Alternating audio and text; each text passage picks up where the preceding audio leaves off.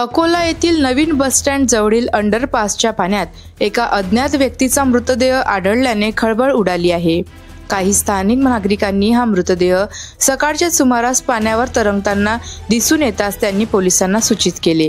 पोलिसांनी घटनास्थळी दाखल होऊन मृतदेहाची तपासणी केली।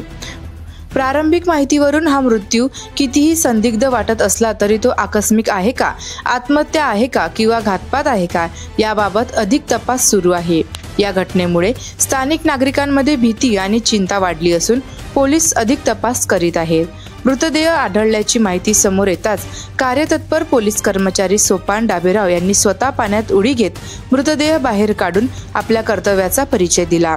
दरम्यान याआधी अनेक वेळा या अंडरपासमध्ये गाड्या पाण्यात अडकल्या होत्या, मात्र आज चक्क मृतदेह आढळल्याने शिवसेना उभाटा गट आक्रमक झाला आहे। शिवसेना उभाटा गटाचे माजी नगरसेवक राजेश मिश्रा यांनी संबंधित कंत्राटदार व अधिकाऱ्यांविरोधात पोलीस तक्रार करण्याचा इशारा दिला आहे।